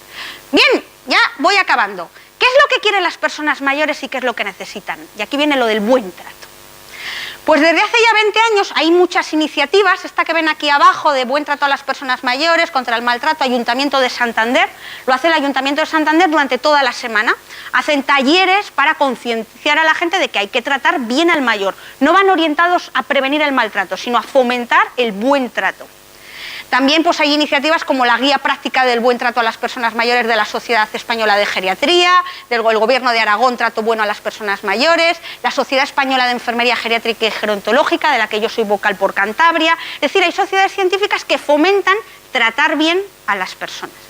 Y hay una iniciativa, por si no la conocen, la que está ahí en el medio, que aparece el girasol, que es la UDP, que es la Unión Democrática de Pensionistas. Es la asociación de gente mayor más grande y más potente de toda España. Son gallegos. En Galicia se lleva mucho la asociación de gente mayor, son muy guerreros. Y estos hacen, la UDP por toda España, hacen programas específicos para prevenir el maltrato de los mayores. Van dando charlas para concienciar a la gente para que les traten bien. Debe estar prácticamente en todas partes. De todas las asociaciones de gente mayor, las 2 más fuertes son la UDP y la Asociación de Familiares de Enfermos de Alzheimer. Son las potentes, y cuando hablo de potentes es las que son capaces de ir al Ministerio de Sanidad a llamar la puerta y se la abren. Cuando hablo de potencia es gente con capacidad para hacer cosas. ¿Qué es lo que quiere ser la gente? Ser feliz. ¿Se han planteado algunas veces para ustedes qué es ser feliz? ¿Qué es para ustedes la felicidad? Piénsenlo, porque a que no es lo mismo ser feliz, la felicidad de los 20 años que de los 80. No, no. ¿Se han pensado qué es ser feliz para ustedes? Llegar a final de mes, que mis hijos estén bien, que no me duela la rodilla. ¿Qué es ser feliz? Que a mis hijos no les falte el trabajo. ¿Qué es lo que queremos todas las personas? Ser felices. Porque 3 cosas hay en la vida, decía la canción. ¿Qué 3 cosas hay en la vida? ¿Cómo era la canción? Salud, dinero y amor. En función de los años que tienes, una es más importante que las otras. Cuando uno tiene 20 años, bueno, ahora los de 20 años son un poco distintos, pero cuando uno tiene 20 años, ¿en qué piensa? Sus nietos, si tienen nietos de 18 años. En el amor y en el dinero también, ¿eh? Ya empiezan a pensar en el dinero. ¿Han visto qué móviles tienen? En el amor, ¿no? Cuando tienes 30, empiezas a trabajar, empiezas a pensar más en el dinero. Pero cuando empiezas a perder la salud, a medida que envejeces, ¿qué es lo más importante? Como dice mi abuela, levantarme por la mañana y que solo me duela una rodilla, que no me duelan las 2. A medida que envejecemos, cambian las necesidades que tenemos, porque cambian los miedos y las prioridades. Con lo cual, la gente mayor no tiene las mismas necesidades que una persona joven, obviamente. ¿Qué es lo que buscan las personas a medida que envejecemos? 2 cosas muy importantes: seguridad y bienestar. Es lo único que pides. Seguridad. ¿A qué se refiere seguridad? A tener una pensión, a tener algo para comer, a que alguien me opere si me pongo malo, a que no haya guerra, a que no haya terrorismo, dicen cuando yo doy esta charla en País Vasco. El País Vasco ha vivido lo que ha vivido con ETA. Seguridad, es decir, tener todo lo que necesito para vivir. Y lo segundo que te piden es bienestar, que es estar bien. Bienestar es no tener preocupaciones, no tener problemas de salud. Es lo único que, piénselo un momento, ¿qué es lo único que necesitas? Seguridad y bienestar. Y si es en mi casa, mejor. ¿O no? ¿Han pensado alguna vez tener que ir a una residencia? Quiero que alguna vez lo piensen. Hagan el ejercicio porque es bueno para la salud. Nadie quiere ir en España a una residencia. Muy poca gente va voluntaria. En casa. Como en casa en ningún sitio. Mire, como si hay que comer un trozo duro de pan, pero yo en mi casa, ¿o no? ¿Por qué? Porque es la cultura española. En el norte de Europa te dicen, en cuanto me jubile empiezan a mirar residencias, porque están mejor atendidos en residencias. Fíjese usted. Con lo cual esto es muy cultural. En España es en casa. Hay algo con las residencias y curiosamente yo siempre les digo a la familia que se sienten culpables cuando tienen que llevar a la persona mayor a la residencia es que a veces la persona mayor está mejor cuidada en una residencia que en casa, sobre todo si vive en un séptimo sin ascensor. Pero en general les cuesta mucho. ¿Existe el mundo ideal? Pues bueno, el buen trato entonces es educar. El buen trato habla de valores, de tratar a la gente mayor de usted, de no decir que usted por ser vieja no vale para nada. Habla de valores y para implicar valores en una sociedad necesitamos muchos años. ¿Saben cuánto cuesta un cambio de actitud en una cultura? 10 años. 10 años en la que tengo que estar mandando mensajes desde que son pequeños, de buen trato a la persona mayor. Si ven esta imagen, ¿qué les viene a la cabeza? Pueden decir, oh, ¿no? Yo se lo pongo a mis alumnos y dicen, ¡ay, qué bebé!, ¿no? ¡Qué bebecito! Pero si les pongo a esta señora, ¿a que nadie, o poca gente dice, oh, eso que es una señora adorable, ¿verdad? Yo siempre digo, mira la que maja con la permanente y tal, pero no es la misma reacción. ¿O no? ¿O sí? No, o sea, no. Si les pongo esta imagen, hay una pareja ahí, todos acalorados, ligeros de ropa, pero si les pongo esta imagen, no es lo mismo. De hacer una pregunta un poco ahí. ¿Se imaginan a sus padres en la cama haciendo el amor? ¡Ay, qué vergüenza!, dice mi abuela, yo se lo pregunto. ¡Qué vergüenza, niña! Eso era a oscuras y con camisón. Ahí no se veía nada. La gente mayor también tiene necesidades sexuales, de otro tipo, pero las tiene. ¿Qué ocurre en la sociedad cuando veo esta imagen de esta? Que la segunda me da grima. Esto es buen trato.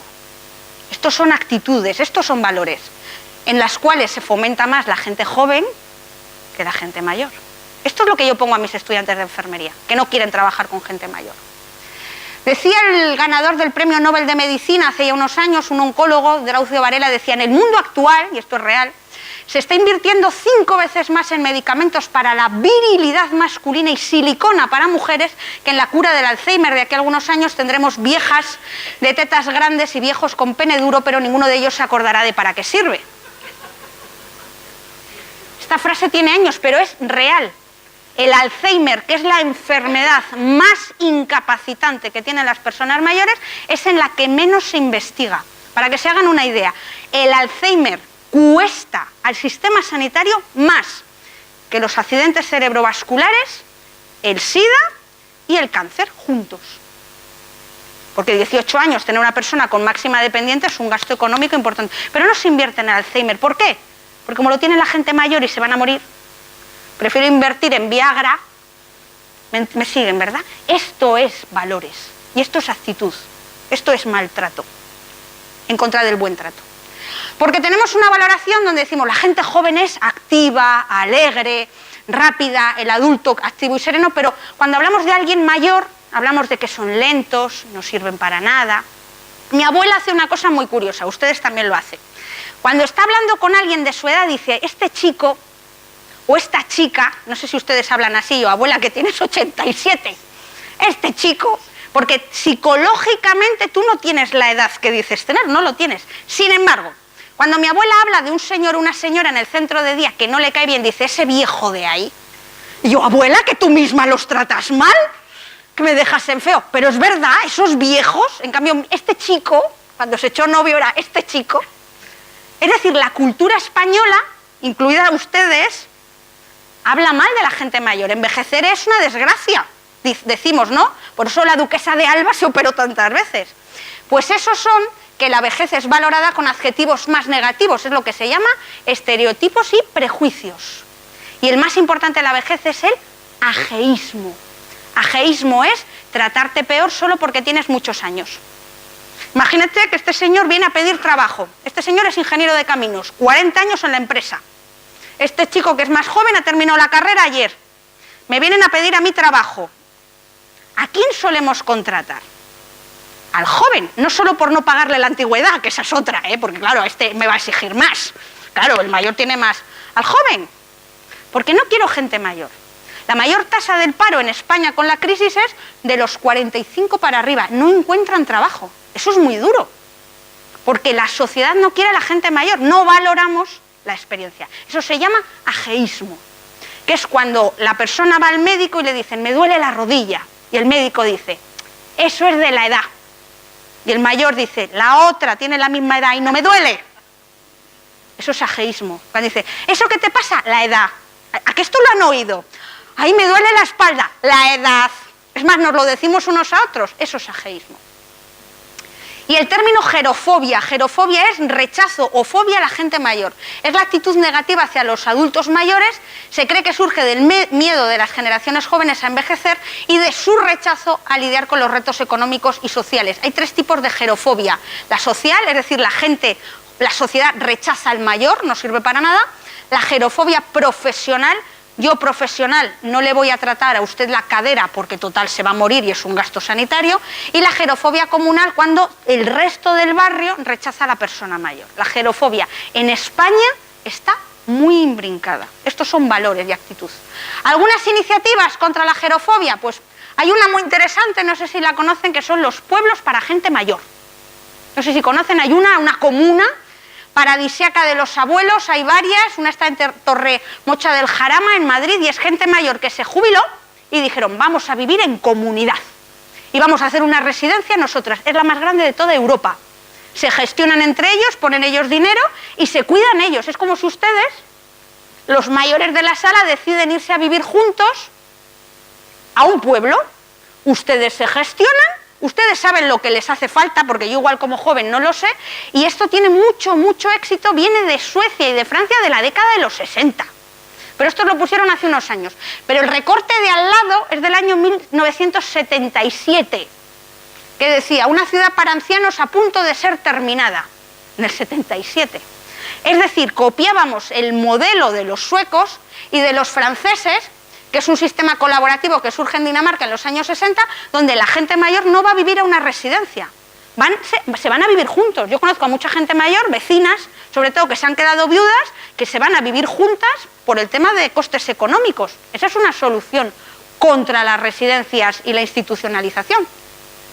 Otra iniciativa que surge en el año 2007 por la Organización Mundial de la Salud son las ciudades amigables. Es un proyecto muy potente de la OMS en el cual las ciudades empiezan a desaparecer barreras arquitectónicas para facilitarle a usted. ¿A qué velocidad están los semáforos en esta ciudad? ¿A ustedes les da tiempo a cruzar el semáforo? Piénsenlo un momento. En Santander van al galope. O sea, se pone en verde, yo veo a la gente mayor así, preparaos. Eso es ir contra la gente mayor. Yo necesito más tiempo. Eso es una ciudad amigable. Que haya bancos para sentarse, que haya zonas verdes. Este proyecto está liderado por arquitectos y se llama Hacer Ciudades Amigables. Santander no es muy amigable porque está lleno de cuestas. Es un problema que tenemos en la montaña. Pero están invirtiendo mucho dinero desde que tenemos al alcalde de Santander, que es el ministro de Fomento. Lo saben, el Íñigo de la Serna, algo hace por Santander, aunque poco. La novia es enfermera, así que ahí metemos presión. Está facilitando mucho zonas verdes donde la gente mayor se pueda sentar, que tenga facilidad para hacer la compra, que los semáforos les dé tiempo a cruzar. Esto es buen trato, las ciudades amigables.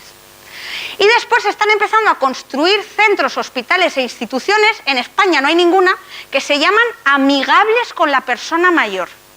¿Cuándo ha sido la última vez que han tenido que ir al hospital? ¿Saben dónde están las consultas externas? Y si se tienen que ir a hacer una radiografía, hay hospitales que son un laberinto para la gente joven.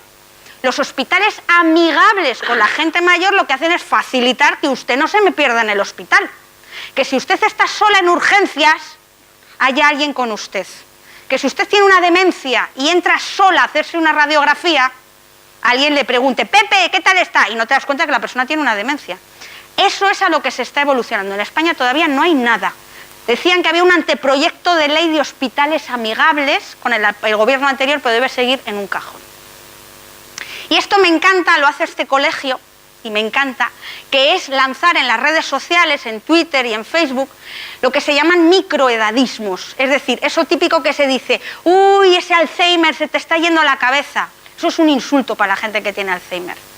Ese tipo de formas de hablar, de, ¡ay, estás chocheando! Eso es un insulto. Eso es una forma de ir contra el buen trato, buen trato. Y curiosamente la Universidad de Almería, y con esto acabo, hizo en el 2014 el primer Congreso Internacional sobre el Maltrato. Un problema que lleva 30 años encima de la mesa. 2014. Yo digo, nunca es tarde. Nunca es tarde. Lo que me revienta de tener que hablar del maltrato es que tengan que matar a alguien. ¿Entienden lo que acabo de decir, verdad? Eso es lo que me revienta de este país. Que solo hablamos de algo cuando matan a alguien. Pues evitemos las muertes. Y en definitiva, lo único que quieren las personas mayores es lo mismo que queremos todos, que nos traten bien. ¿Sí o no? Eso es buen trato. Y con esto ya doy por finalizado mi hora y media de debate. Muchísimas gracias por haberme escuchado sin dormiros. Y ya, no hablamos.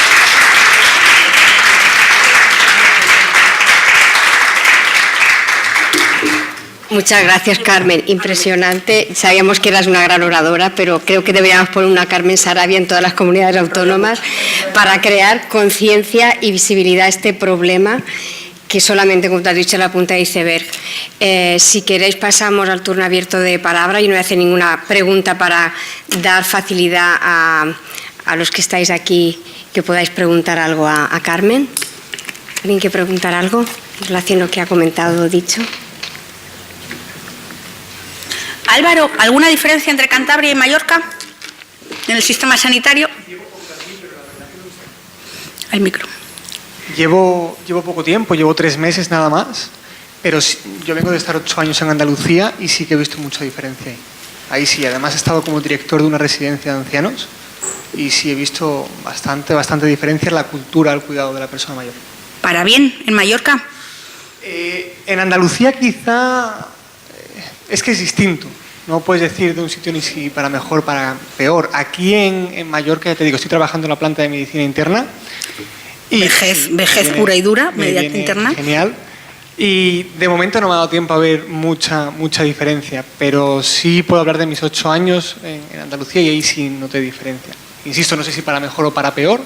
Pero, sí, la cultura andaluza está claro que es diferente. Pero es distinto. Aquí, recién llegado, tampoco te puedo hablar mucho. Sí, me he encontrado ya con casos de maltrato en la planta y de maltratos muy acusados. Además, el último fue la semana pasada. Una hija cogiendo del cuello a la madre, hubo que separar. La madre, que estaba cognitivamente perfecta, al día siguiente hizo un cuadro confusional y la tenemos prácticamente ya sedada porque fue brutal. Entonces sí me ha dado tiempo ya, en poco tiempo, a ver casos. Aquí en Baleares no tenemos la cultura de detección del maltrato como existe en Cantabria. Sé que se ha empezado la iniciativa en el Instituto Mallorquín de Asuntos Sociales, en el IMAS, a través de una comisión que es de protección al mayor. Se está haciendo un protocolo de detección y de notificación, porque lo que tú comentabas, muchas veces los profesionales no sabemos cómo, y también por el riesgo que conlleva lo que tú decías, la prudencia, hay que ser prudentes, pero no sabemos cómo abordar este tipo de maltratos cuando detectas en un hospital. A mí me ha pasado en la parte en la que yo estaba de director, a mí me ha pasado que escuchas por un lado al anciano y escuchas por otro lado a la familia, son versiones completamente distintas. Y estás en medio, no sabes muchas veces qué hacer. Sí. Es muy complicado porque lo que intentas hacer un bien para la persona mayor, después piensas, bueno, si la hija se entera, ¿qué puede pasar aquí? Entonces te callas.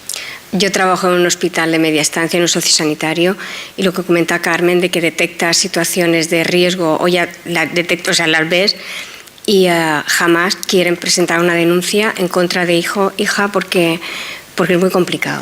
Es muy complicado. Y te sienten impotente. ¿Algún comentario de todo lo que he dicho, algo que les haya removido o les haya sorprendido? Todo. Puesto todo patas arriba. Otro de los problemas que tenemos es que en las facultades de medicina y de enfermería y psicología no nos dan formación específica para detectar maltrato, lo que se llaman conocimientos forenses. Usted me puede venir con un puñetazo en el ojo y puedo creer que es un puñetazo en el ojo.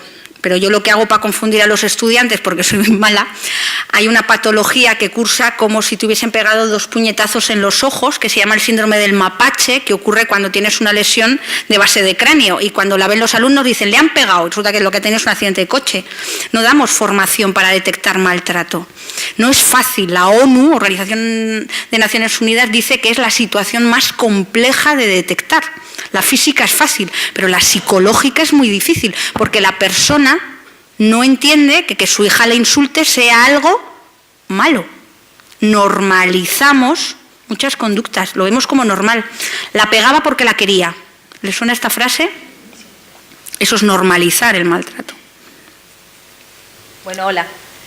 Bueno, yo soy enfermera, trabajo en un hospital de agudos y, bueno, primero felicitarte porque tendrían que venir muchos más profesionales a ver este tipo de conferencias. No vienen. Y a eso quería incidir, lo importante que no es vienen. el trabajo multidisciplinar, desde el médico, la enfermera, el auxiliar, el trabajador social. Tener en cuenta que el trabajo social para mí es uno de los claves, porque como ha comentado el compañero, es la persona que te va a facilitar el poder, digamos, generar una continuidad en ese seguimiento, sin necesidad de denuncias, sin necesidad de... Y creo que tendríamos que tener en cuenta que existe ese trabajo multidisciplinar y que habría que potenciarlo. Y, por supuesto, educarlo de cara a la prevención. Totalmente, porque muchas veces cuando hablamos de maltrato a las personas mayores, las auxiliares. A mí eso me revienta, se dice, son las auxiliares o son las enfermeras. No, los médicos también maltratan. No dan información o insultan, no. Es un equipo multidisciplinar. Yo sola como enfermera no puedo hacer nada, lo tengo que hacer en equipo. Y el trabajador social es un rol para mí fundamental, porque tiene conocimientos que yo no tengo, de recursos, de ayuda social, y cuando tú haces una denuncia no puedes dejar a la persona mayor sola, es el equipo entero el que denuncia. Por desgracia, a este tipo de charlas viene la gente que se lo cree y al resto no les importa. Yo cuando las doy, quien más viene, curiosamente, son auxiliares y enfermeras. Los médicos no vienen, porque dicen que este problema no existe. Esto es lo último que dijo un informe de la Organización Colegial Nacional de Médicos, que no existe. Pero es más fácil pensar que no existe. Como dicen que no hay estadísticas y denuncias, claro, el problema que no se detecta no existe. Pues mire usted.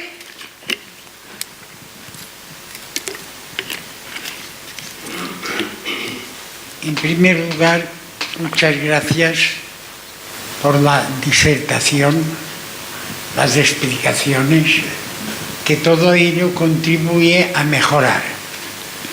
Aparte de ello, pues yo, después de lo que usted ha dicho, debo dar gracias al cielo y a mi familia, porque como todos son profesionales, enfermeras, comadronas, todo esto, pues yo he salido ganando y debo darle las gracias a usted y a la familia.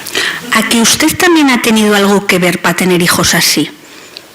No lo sé, yo siempre me lo pregunto, ¿no? Uno intenta criar a sus hijos, bueno, a veces salen buenos, sí, pero a veces no, y no todos los padres son buenos. En este caso concreto, el sentido común, el menor de los sentidos, a mí me dice de que yo lo he hecho porque, en principio, por ley de vida y por Dios, debo ser responsable de todo ello. Entonces, al recibir parte de ello por mi parte, yo soy feliz. Fíjense qué frase, por sentido de la responsabilidad. Para bien y para mal tiene doble filo, pero lo entiendo perfectamente. ¿Una pregunta más o comentario? ¿O nos vamos a disfrutar del calor que debe hacer todavía ahí fuera? ¿Yo puedo hacer un comentario? Claro. Sí. No, es que el otro día llevamos a mi madre a un hospital de urgencias, tiene 86 años, y tuvimos un rifirrafe con la enfermera porque nos avergonzó a todos los hijos. Por eso que ha comentado antes, que la enfermera la trató de tú y abuelita y tal. Y ella, que es una madre coraje de familia numerosa y tal, no admite en absoluto que la trate de alguien que no sea de usted, si no se conocen de nada, claro. Y la puso en su sitio de una manera un poco así, firme. Le dije, ¿de qué nos conocemos usted para que me trate de esta forma y para que me llame una abuelita y de tú, además? ¿Esto hay alguna, aparte de la batita esta que te deja todo el culo fuera, que lo primero que pierdes en un hospital es la dignidad, ¿hay alguna norma interna dentro que evite, que procure evitar ese trato a veces demasiado familiar con la gente ya mayor y con la otra también? Simplemente era esto. Sí que existe. Es la normativa interna que pone una supervisora de enfermería. Yo tenía una supervisora en medicina interna que nos decía, como vea a una sola de mis enfermeras y auxiliares tratar de tú, ir de coleguita o demás, tenemos un problema. Claro que hay, porque dentro de la institución, igual que en una empresa, igual que usted que trabajara en una empresa, hay formas de controlar y hay normativa. También va muy relacionado con la actitud. De hecho, a los estudiantes les pasa. Van a un lugar, ven a las enfermeras o auxiliares que tratan de esa manera y ellos lo aprenden. Pero sí que hay normas para controlarlo. El hospital es el lugar más hostil que existe. Eso ya lo ha dicho usted, me ponen una bata, me ponen una pulserita que me desidentifica, con lo cual es el lugar más hostil para una persona mayor. Por eso hablábamos de lo de hospitales amigables y uno de ellos empieza a decir, trata con respeto si quiere ser tratado con respeto. Primera normativa es, trata de usted. Sí que existe. El problema es que tenemos una camaradería española. De hecho, aquí cuando ustedes conocen a alguien, usted me ha dado la mano. Él cuando me ha saludado me ha dado la mano. El resto han ido a darme 2 besos. En España eso es muy normal, ¿no? Conoces a alguien y le das 2 besos. Cuando vienen de Europa, que se dan la mano, les choca nuestra familiaridad. Y nosotros decimos, es que somos cariñosos. Piénsenlo, ¿cómo saludan ustedes cuando les presentan? Lo normal es, yo a usted no le conozco, la mano. Es muy cultural. Y lo normal es llegar a la señora Maya y decir, ¡ay, abuelita! Y si la señora los tiene como su madre, dice, no, soy su abuela, tráteme de usted, que para eso tengo los años que tengo y he pasado una posguerra.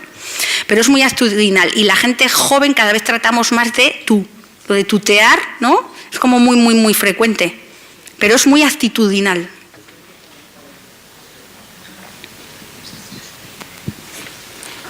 Buenas tardes, gracias por la presentación.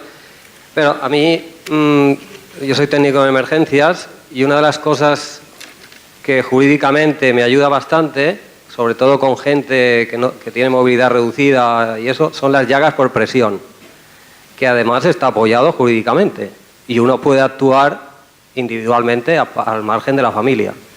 Creo que es la única cosa que en el día de hoy hay más. Se puede actuar, pero y que son muy rápidos, ¿no? Bueno, tanto a nivel hospitalario como en... Eso, vamos a aprovechar ya la coyuntura que tienes a una docente y entonces úlceras por presión. El término llagas ya no se usa, mejor úlceras por presión. La úlcera por presión, lo que llamaban las llagas, las escaras, los 4 indicadores que utiliza la legislación española para detectar maltrato en una residencia, no es que tú trates de tú a una persona, hay 4 indicadores. El principal, las contenciones. Atar a una persona. Dentro de las contenciones físicas, las contenciones químicas, darle medicamentos para que se quede dormido y no me dé la noche. El segundo son las úlceras por presión. En Estados Unidos, si en tu planta tienes más del 5% de úlceras por presión, te vas a la calle como enfermera, porque tener más del 5% de úlceras por presión es mal cuidado. En España tenemos uno de los índices altos, cuidamos y curamos muy bien en España, pero seguimos teniendo índices altos de úlceras por presión. Tercer indicador, las caídas. Una persona mayor que se cae repetidamente, no sabemos si es por medicación, porque tiene barreras en casa, que rompe una cadera. Tener muchas caídas es un indicativo de maltrato. Y la última es acudir muchas veces a urgencias o llamar mucho al 061. No sé si aquí tenéis 061 o 112, 061, que yo he trabajado ahí. Hacer muchas llamadas es porque son llamadas de atención. Con lo cual, contenciones, úlceras por presión, caídas, las llamadas y luego ya el consumo de medicamentos, sobre todo de benzodiazepinas. Hay familias que dan tortillas de medicamentos, totalmente. En el 061 se ven muchas cosas. ¿A que sí? Porque también entran en las casas. Ahí ves mucho de todo.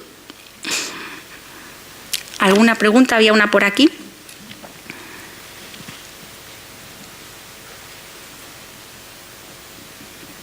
Enhorabuena, muchas gracias, un lujo escucharte.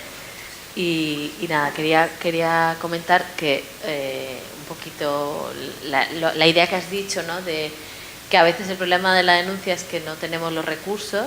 Yo como enfermera de primaria me ha pasado varias veces, ¿no? De intentar poner en marcha un caso y la propia trabajadora social y el resto del equipo decirte es que va a tener que quedarse con la hija igualmente y mejor no poner las cosas peor, ¿no? Y ahí simplemente hacer seguimiento y demás. Pero bueno, por otro lado, un poquito optimistas de pensar que hace 20 años cómo estábamos con el tema de la violencia de género, ¿no? Que estaba totalmente escondido, la gente no lo denunciaba y que si lo denunciaban no tenían ningún recurso para esas mujeres, tenían que volverse a casa con su maltratador, ¿no? Y poco a poco pues va habiendo pisos de acogida, y, bueno, aún hay mucho por hacer, pero hay algún recurso más en una salida. Creo que lo más importante es la visibilización, la concienciación y es un poquito trabajo de todos, ¿no? Y que las iniciativas que has comentado de diferentes asociaciones me parece casi lo más relevante, ¿no? Nosotros como sanitarios formamos parte de esta sociedad, la misma que lo niega, lo normaliza y tenemos que ir mejorando esa cultura.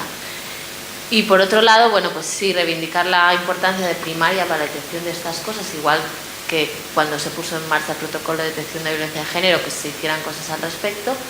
Y en esta comunidad, como en otras, reivindicar un poco la figura de la enfermera gestora de casos, para a lo mejor también detectar casos a nivel tanto hospitalario como primaria, porque su papel es clave de conocimiento de la situación y de tener contacto con otro tipo de recursos. Que son recursos. La OMS, la Organización Mundial de la Salud, dijo ¿qué es lo primero que tengo que hacer para acabar con la violencia y el maltrato en el mundo? Y solo tenían una respuesta: recursos económicos. Si yo tengo recursos, lo puedo atajar, si no es muy difícil. Lo demás es trabajo de concienciación, sensibilización, y después tenemos un sistema legal penal que no penaliza tener a una persona atada a 12 horas. No lo penaliza. Pero los políticos no pondrán recursos si no hay conciencia social, si no se pide, si no se... Por eso mismo ahí están las asociaciones. De hecho, las asociaciones de personas mayores son las más fuertes que tenemos en España. Son ellos los que consiguen cosas, no somos los jóvenes. Curiosamente, cuando denuncian, quiero que me trate usted bien. Son ellos los que lo ponen encima de la mesa. He dicho una cosa, pero se me ha ido la pinza de lo que te iba a decir. El tema de la concienciación. Yo soy muy optimista. Y yo creo que cuanto más hablemos del tema, mejor. Pero hay un problema, y es simplemente lo dejo encima de la mesa porque nos está preocupando mucho, a ver ustedes qué piensan, respecto a educar en valores de igualdad de género a la gente joven. Cada vez en los colegios y en los institutos, ¿verdad?, se hace más educación en valores, igualdad de género, contra el maltrato. Pues hay un informe del Centro Reina Sofía, que es un centro muy importante, publicado en el 2015, que es de libre acceso en Internet, donde preguntaron a muchísimos adolescentes españoles de 14 a 17 años sobre qué opinión tenían sobre el amor. Es un informe precioso sobre el amor. Lo dramático es que esta muestra de jóvenes que ya han recibido educación en institutos y en colegios contra la violencia de género, más del 60% respondió que mirarle el móvil a tu pareja es un signo de amor. Que decirle que no se ponga minifalda es un signo de amor. Que ser una niña se relaciona con ser una princesa, ser amable, frágil, y que ser un niño se relaciona con ser fuerte, ser el macho. Eso es en España, informe del 2015. Con lo cual la pregunta es, no es que sea malo, sino que algo no estamos haciendo bien con la educación. ¿Dónde empieza la educación? ¿En los colegios? No, en casa, en casa. Y con la gente mayor pasa igual. Yo aprendo a cuidar bien a mi abuela porque mi madre la cuida bien, por muchos estudios universitarios que yo tenga y porque mi abuela los tiene cuadriculados, como su madre, gracias a eso. Mi pobre, el día que pierde la cabeza, dice que se va a tomar una tortilla de Valium y se va para el otro lado. Pero bueno, eso es otro tema. No sé si me están entendiendo en casa, los valores. ¿Alguna preguntita más o reflexión? ¿Nos vamos para casita? Sí, bueno, pues muchas gracias a todos por la asistencia. Pues un placer. Un aplauso por ustedes.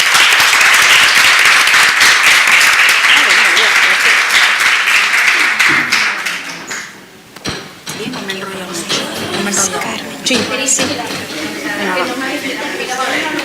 Ah, que tenemos que mirar a ti. Sí. A ti, perdón.